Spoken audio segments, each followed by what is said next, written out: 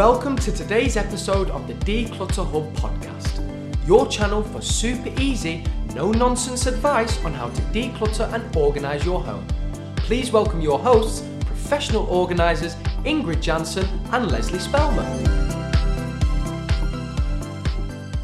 Hello and welcome listeners to episode 47 of the Declutter Hub podcast. I'm Ingrid. And I'm Leslie.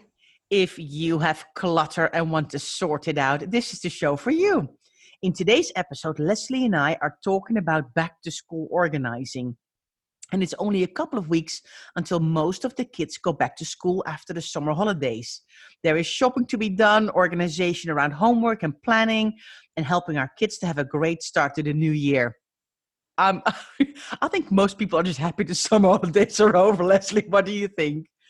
I think the summer holidays, you love the lack of routine for a certain amount of time and the kind of carefree nature of it. And then you're like, okay, want some routine back now. Like, it's time for you to go back. And so you have, maybe that's just me, I don't know. But I think you like the summer holidays when they come and then you're ready for them to end. Yes. I'm always thinking, I just like that they go to bed on a decent time. And I can have a little bit of an evening to myself. I mean, even if it's only an hour. I know, that's what holidays are for. But yeah, but we need to get back. We like routines and we need to get back to it. And, back to school is the perfect time, isn't it, to start looking at your routines and looking at what that looks like. And that's a little bit of what we're going to talk about today, isn't it? Yeah. I think, it really...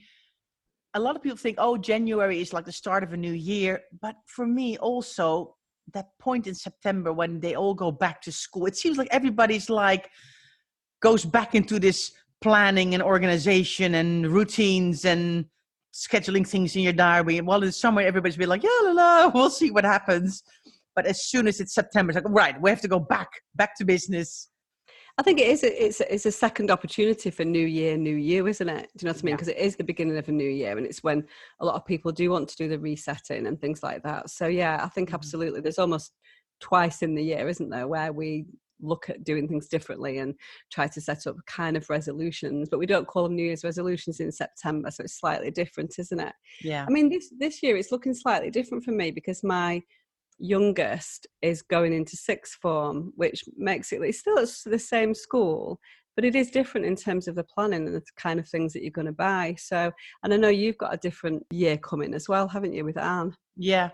I mean, Max is now, of course, he's going into year 9, but Anne is now starting secondary school. So I think it feels even a bit more special. I mean, when they're just in primary school, go from one year to the next, you're like, what you need to do. But when they really change from primary to secondary school, it really feels like a big change. And I'm a bit like, whoa, I'm actually really glad we're doing this podcast because it reminds me of all the things that I have to sort and maybe a couple of bits that I haven't done yet that are still on the list. So yeah, I think it's a great way to kind of gather my thoughts about everything that needs doing.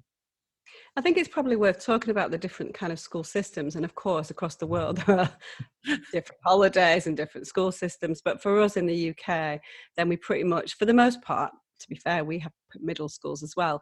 But mostly we have primary schools where they go from 4 to 11. And then we go into secondary school, 11 to 16. Then we go into sixth form or a college from 16 to 18.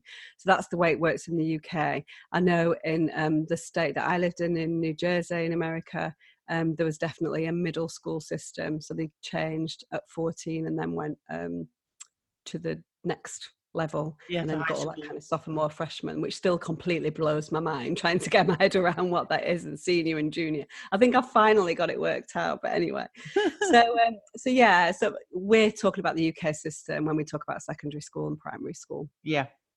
In Holland also it's quite the same, only we stay in primary school until 12 and then go to secondary school. So, but the idea is the same. So all my Dutch friends are like, huh? How can she already go to secondary school? She's like 11. I'm like, I know. It feels really young because I was also 12 when I went to secondary school and we stay until 18 as well. And of course, the time that we go is also very, very early in the UK. Our kids are start depending on when your child turns 5. We go in the school year that they turn 5. So many, many kids are 4 years old when they go to full-blown, full-time school. So that's very different to a lot of the other countries around the world too, isn't it? Yeah. So just as a kind of a disclaimer, listeners, we're really talking about the UK here and what's happening here. So if you think, this makes no sense at all, it's probably because you're not living in the UK. But there's a lot of things. It's the same principle. Back to Yeah. school is the same principle wherever you are in the school year. You know, my kids are left school, but I've still got Nathan going into sixth form, and it's still completely relevant, and I can actually remember it. So that's a good thing. Yeah. I think it's also what is really nice about kind of September. It's not only kind of a new school year, you also suddenly kind of realize they've actually grown up another year. Maybe they should do some extra stuff in this house and you can give them some extra chores because you think, what can they do now that are old enough? So it's not only about maybe increasing their pocket money a little bit if you give pocket money on a weekly basis, which I have promised, but I always forget to give. Don't tell my kids. And but it is maybe a good opportunity to think, what, they are older now, they can help more around the house. So think about that, listeners, to see if you can offload some of your jobs to your kids. Definitely really important. Now, there is a massive list of shopping, and that's so funny because actually as a declutter hub, we want you to declutter stuff and not shop stuff. But hey ho, shopping is part of life. And when kids go to school, they just keep growing and growing. So even in 6 weeks summer holidays, they sometimes go a size up. So there's probably some shopping to be done. So we really wanted to talk to you in this podcast as well about the shopping list and the things you can find on there. Right, Leslie? I think September is just about the only time of the year when we actually advocate shopping and we allow things to come in, isn't it? The rest of the time, we're all about the decluttering, but in September, even we acknowledge there are things that you have to buy. So yeah, let's talk about some of those things. Well, I think first of all, I mean, I don't know if people know, but here in the UK, our kids actually wear a school uniform. If they're in primary school, you can buy their clothes at a lot of grocery stores, Marks and Spencer's, Asda's, Tesco's. I mean, you name it, you can buy their school clothes. Only if it's like a jumper with a school logo on it, maybe you have to go to a special shop. But most clothes you can normally buy in the shops. Secondary school, a lot of them have, well, I won't call it specialty uniforms, but you have to go to a uniform shop to buy quite a lot of the ties and the jackets. And so there's a whole range. I mean, the list is like that. We got the list and I was like, I just saw amounts of money behind everything. I was like, oh my God. Mine's not too bad. There's only really the blazer and the PE kit that have to be bought from a uniform shop, and the rest of it you can just buy from a standard grocery shop, the same as you can for a primary school uniform. Mm-hmm. So that's much better. So we're not going to spend too much time talking. We all know what we've got to buy, but there's a couple of things that we wanted to highlight, isn't there? Yeah, definitely. And I think the one thing you kind of want to think about as well is you don't have to buy everything in a uniform shop. They do sell trousers and shirts, but you can also just buy them in a grocery store. So don't feel like pressured into buying everything in a uniform shop if you don't have to. I think it's obvious what kind of things that you need to buy for school uniform, and that's going to differ. I mean, to be fair, my eldest, Luke, was at school in America when we lived there between 6 and 8. I think he was there. And so back to school is exactly the same. I think that parents are still buying things for their kids that are specific to school, even if it's not a uniform. So I don't see it necessarily as any different, really. So yeah, the back to school marketing is still there from June or May onwards, do you know what I mean? Trying to entice you into buying things early. And I think that, sometimes it is all of the sales for school uniforms starting kind of June, July, don't they? So most of this stuff is probably, for most of you, you will have already bought it. Yeah, true. Last comment I want to make about the clothing is think about that some schools have a summer or a winter uniform. So because sometimes it can be still really nice in September, but it can get really chilly in October. So if you don't forget to buy the jumper or the cardigan or kind of the more wintry clothes, because before you know it, the weather turns and you're going to need those kinds of items. I mean, the primary school that my kids went to wouldn't allow you to go back in September in summer uniform. Oh, really? Yeah. Oh, really? Wow. Okay. You had to go in winter uniform. And wow. it wasn't a crazily posh school or anything, but they just had rules. This is the thing. We could open up a whole debate about the benefits of school uniform or not, couldn't we? But let's not do that. Yeah. You know, yeah, let's not. Let's talk about shoes then, because there's, I just thought, oh, school shoes, yay. And then you've got the trainers and the plimsolls and the football boots and the shin pads and it kind of just, the list goes on, doesn't it? I think in general, if your children are at primary school age, so between sort of 5 and 11, it's always a really good idea to leave the school shoe shopping till a little bit later than you would the normal uniform, because as we all know, kids' feet grow really, really fast. But don't leave it too late, because we do not want that hideous Saturday before school starts where there's 7,000 people queuing up at Clark's to get their feet measured. I think in general, a lot of people go to Clark's and like to have their children's feet measured and for them to go into decent quality shoes, for shoes that they're wearing every single day while their feet are growing. So it's like a crazy scene, isn't it? I mean, I've done it. I've been that person who's there on the Saturday before. Sometimes because I'm just late coming back from holidays or something like that, and that's the only time that I could do it. So it's not always lack of planning. But I think if you are going on holiday towards the tail end of the summer, it's a good idea to have a little think about that, isn't it, and plan it in, maybe go before. But maybe that ship's already sailed because we're already in mid-August. Yeah. Yeah, no, definitely. I did that. I made that mistake once. I don't know what happened, but I ended up in a Saturday before the school started, and in Clark's, never ever again. So I don't know what happened. Everyone from the UK knows exactly what we're talking about. Yeah. I can imagine that scene, where you go and you're like, yeah, let's just pop in here. Utter mayhem. You've got to take a ticket with a number on, and yes, you're number 375. Next one, 21. No, horrendous. But anyway. So that's school shoes. Utter nightmare. Complete mayhem. Right. PE kits. So sports kits. You also need to make sure you don't forget to shop for those. And again, a winter and a summer, normally winter and summer outfit. You need all things for different sports. There's for boys, and there's a rugby kit and a football kit, different things. If they choose to have a kind of logoed school PE kit. Scenario. Most of them do, to be fair. Yeah. And sometimes you again, like I said, you might need shin pads. You might need to have a separate sports bag because you don't want to put a PE kit in a rucksack. So those are all kinds of things. We actually, in our school, we need to have white trainers. We can't have trainers with colors or logos or anything like that. So it has to be a white trainer. So the first time I had to shop for those, I was a bit like, oh, because you've never done it before. You don't know where you need to look. So that was kind of a bit of a thing for PE kids as well. And the thing for around their teeth when they do rugby and football. Oh, yeah, they've got a gum guard. Yeah. Quite often you get those when you first go to school, secondary school anyway. There'll be companies that go in and do that for you, specialist ones, or you can just buy off the shelf, can't you? Yeah. But, Opro, I think it is, are the ones that do them custom made. Okay. Well, my son does not play football or rugby, so I had never bought a gum guard. So that was a whole interesting thing. And now I think with his braces, I'm going to have to get a new one. He's going to get braces he's got braces now, so we need to have probably a new gum guard. Thank you for reminding me about this, Leslie. It just popped into my head. I need to buy a new gum guard for my son. Yeah. I know that'll be tricky, actually, a gum guard and braces on. I'm sure that's really, really uncomfortable.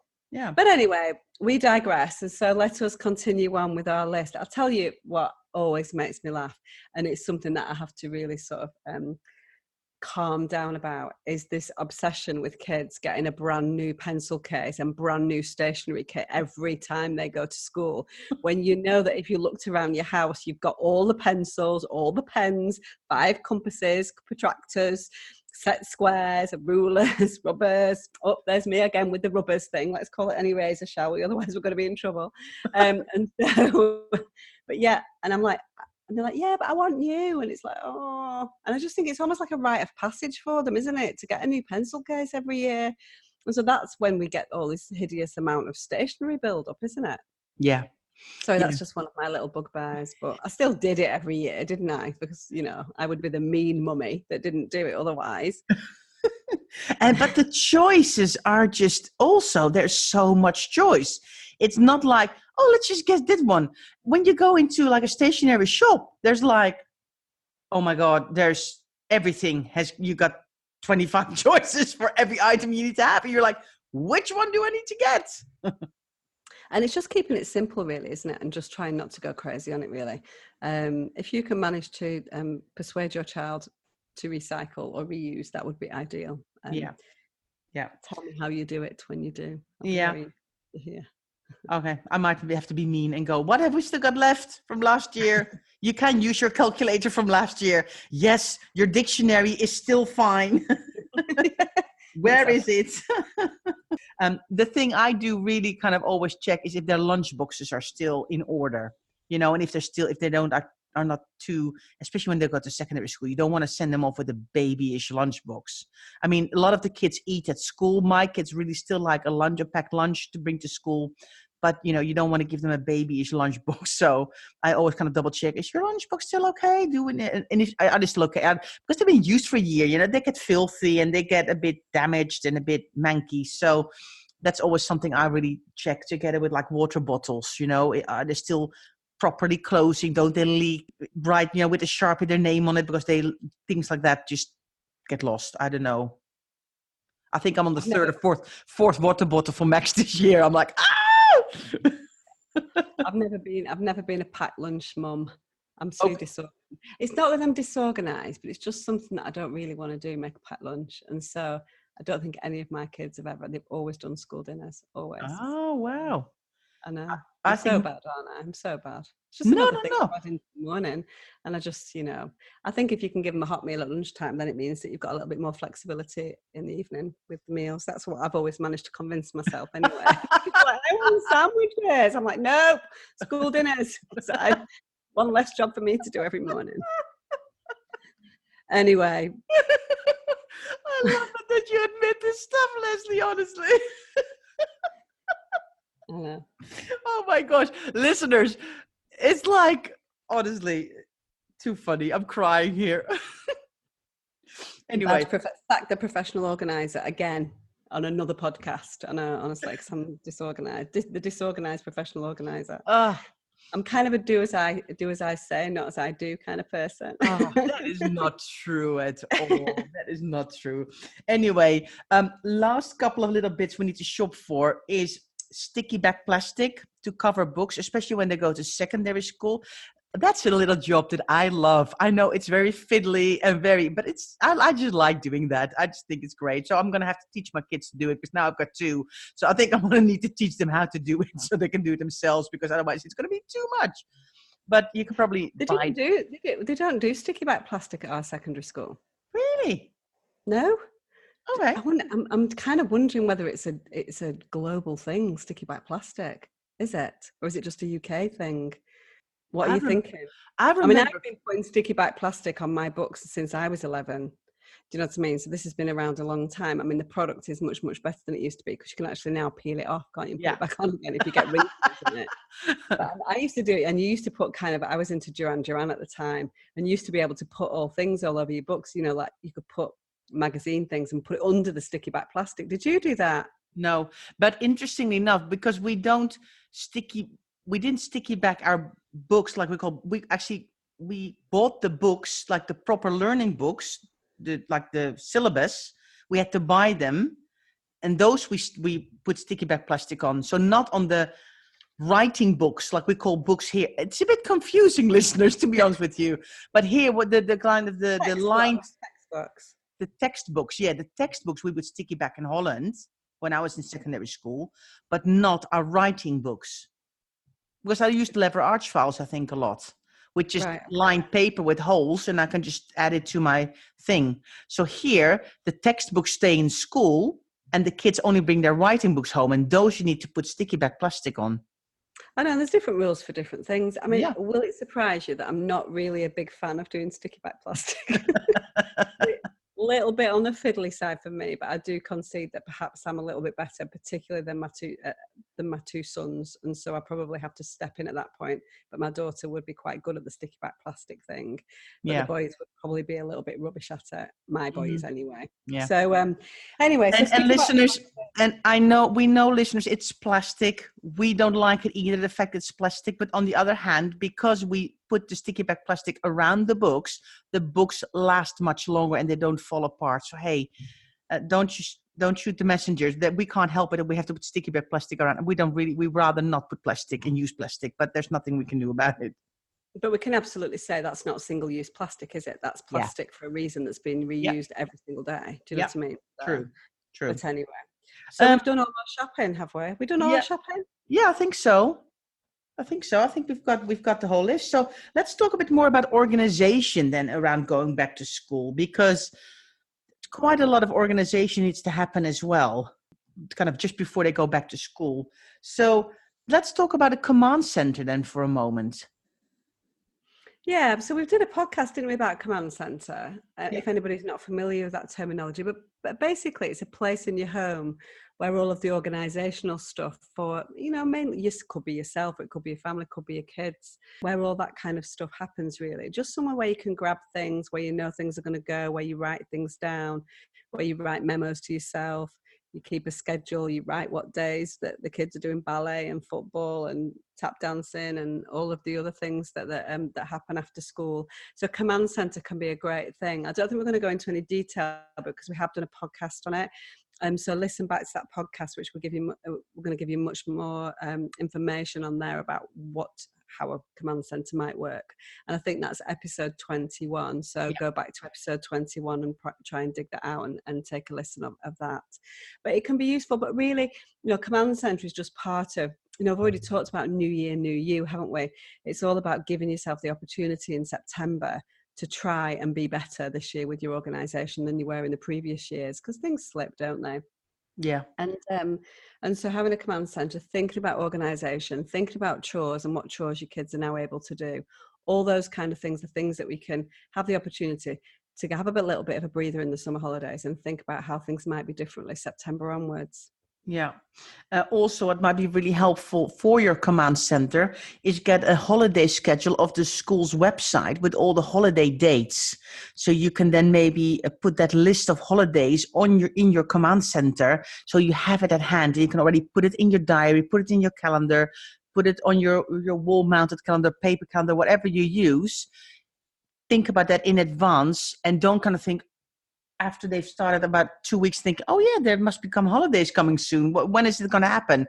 You can already now work on that command center and look for that list on the school's website and plan ahead. Definitely, because I can guarantee there'll be people out there who are kind of like, what day do the kids go back to school? In September. What day is it? A little WhatsApp group. When do the kids go back? Your kids are like, I don't know. So, and then that's where you're going to find that information. So it might not even be for the following, you might not have written it down in last year's schedule. So you might not be sure when they're going back. So that's always a really, really handy tip. Find out when your kids are actually going back to school.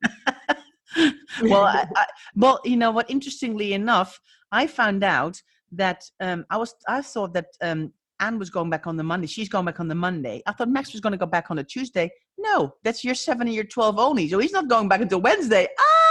I'm like, another day. I have to go to work. You just stay at home. If your kids are going, it may be a bit more important when they go to secondary school, but think about a homework spot. Where are they going to do their homework? Is it going to be in the kitchen, in the living room, in their room? Have you got a home office where they can do some work? Where are they going to do their homework? And do you need any supplies for that? Do you need to maybe put a tray where they can put their books in, or maybe create a box or anything like that? So plan a little bit in advance about where this is going to happen, so you don't have homework and supplies in 5 different places.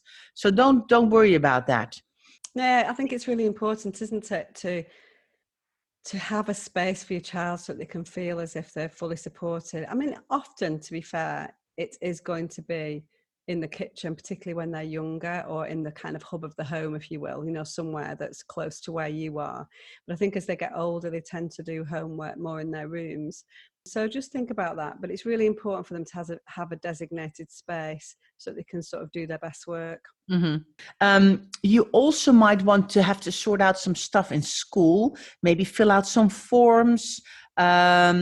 You might need to update your health forms or your contact forms with the school, maybe put some money on their finger, because a lot of the school canteens now, they can just put their finger on a scanner and they can buy their food or buy their snacks. So is there any money to be put on the finger? Things like that. If you do that before they go back, you've got a much easier start to the term as well. It always makes me laugh. That, I mean, how many texts do I get? Mom, I need money on my finger. It's quite strange. It's quite a strange concept, particularly if you're not used to that system where you load things up and they use a fingerprint to pay. So, but yeah, I get a lot of those texts. Yeah, a lot of texts like, put money on my finger. Because honestly, you can put £50 on and the next thing it's gone, because they're buying lunch for their friends and just generally being like, oh, this is not a good thing. But anyway, that's what we mean by putting money on their finger. Oh, I've got another thing organizational wise that mums need to do, and or dads, please, everybody loads it. Sewing name labels into clothes. That's one Some of the... people really like it. Some people really like doing that kind of thing. Whenever, again, bad mother, I was always very bad at kind of brownies and scouts, sewing the badges onto the uniforms and things like that. But yeah, name labels. So honestly, straight up, I just use a laundry marker. I just write it in. You know what I mean? Yeah. Why would we faff around with ironing or sewing those labels in? That is like such a big job on 12 things. That might take a couple of hours if there's an easier way of doing it. But, somebody told me on Saturday that some of the labeling machines, like the types of labeling machines that we use all the time with clients, our friend Sarah, she told me at the training on Saturday that her labeling machine does laundry labels. So you can stick them on. Yeah. So that's a new thing. So we need to look into that. That's worth to investigate. Yeah. So they'll be stick on, Yeah. Or because maybe might be iron on. Yeah, because what I do, I can just buy the name labels in the uniform shop and you got like a whole sheet of them and I just iron them on. Oh, I'm sorry. I'm saying my husband is ironing them on. I can, those kinds of jobs do my head in. So I try to delegate. Yeah, delegate. He's also the sewing person in this house. So I'm like, yeah, I mean, I don't mind even the ironing. It's the ironing of the labels that is just, I think, too fiddly for me. And I find it too. So delegate if you Definitely. Some people are so good at that kind of thing. Why not give them an opportunity to sell? Use their talent. Yeah, exactly. Sticky back plastic, name labels. Yeah, well, so many things. Exactly. And I think definitely the last thing organization-wise that will really help is to teach your children to pack their bag the night before. I have failed miserably with my son, Max. He does not want to pack his bag the night before. He does it on the morning. I've tried for 2 years to go, pack your bag for tomorrow. And he goes, no. And I'm like, okay, this is on you. If you're stressed in the morning, don't come to me. But I would definitely think it would be a good thing if children pack their bag the night before, because then if they find out they need something, there's still time to sort something out, but not if they have to leave at 5 to 8 in the morning and they pack their bag at 10 to 8, then it's too late. You mean the kind of like, oh, Mum, I've got food tech today and I need all this for a recipe. Yeah. Oh, yeah. Really? At 8 o'clock on the morning of the... Yeah. Going to happen. But I think it's all about what you do in terms of responding to them. You'll get a text in the day, I forgot my PE kit, I forgot my football boots, can you drop them off? And I think it's very dependent on whether you do that dropping off, because if you do, then they're not going to take responsibility for their own stuff. And so sometimes I do drop them off and sometimes I don't. If I can, I'm only around the corner from school, I will. But yeah, I do like them to be completely responsible for their own bag packing, because they need to, because it's part of them growing up, isn't it? Yeah, for sure. So yes, listeners, a long list. I have a top tip as well before we kind of start closing down this podcast. I've got a top tip. If your child is going to secondary school and they're now really starting to walk to school or cycle or go with the bus by themselves, see if you can squeeze a couple of trial runs in before they start in September. So, for example, my daughter Anne is starting secondary school. She's going to go by the bus for the first time. So I'm going to make sure that we're going to fit in another couple of extra trials on the bus with her going by herself, figuring out how it works, where she needs to press the button, where she needs to get off, where she has to cross the road and go back to the other side to actually go back with the bus and what's on the bus. Because it's quite, a big step. From well, you're going to do well. So you're going to get Anne, poor little Anne, out of her bed at 7:30 in the morning, as if it was a school day, and make her go on the bus. Poor thing. I feel sorry for her already. She's on the school holidays. Not at 7:30. We can do this at 1:00 as well, Leslie. All right. I thought you were doing a proper trial run, controlled experiment. Well, I think we need to add some time because as soon as the summer holidays are over, the traffic is mental. So we might have to figure out how long it takes in school run traffic in the morning to take the bus. I can't believe she's going off to secondary school. I know. So and Nathan's going into sixth form, so Nathan will be they have to wear a suit. So I've got to go suit shopping, so that's expensive, It goes into a kind of businessy type suit. So that'll be interesting. Yeah. Yeah. Well, listeners, Leslie, that's it from me. Have you got anything else to add? We've talked about a lot. I think we've been slightly delirious at the thought of our kids going back to school, if I'm honest. I'm sure there's loads of people that are with us. It's like, yay, only a couple more weeks. Countdown. Not a countdown calendar to the holidays, a countdown calendar to go back to school. Exactly. Well, that's it for this episode, listeners. And we hope you've all enjoyed listening and are inspired to take action, and that we have prepared you for the back to school season, and that you also see it as a bit of a new start. And it might not be New Year's yet, but a great way to start with a good set of organization and a good set of rules and some new inspiration, and set up the kids really well to go back to school. So thanks for taking the time to listen today. If you'd like to get more tips and advice, please follow us on social media. We are on Instagram, Twitter, and Facebook as @DeclutterHub, and we have a lively, supportive Facebook group community where we chat all things clutter. You can search for the Declutter Hub community, and we'd love to see you there. If you don't want to miss the next weekly episode, subscribe to the Declutter Hub podcast on Apple Podcasts, Spotify, and Stitcher, and it will pop into your notifications each Friday. See you next time. Thanks for listening to this week's episode of the Declutter Hub podcast. Check out declutterhub.com for more inspiration, and don't forget to tune in next week.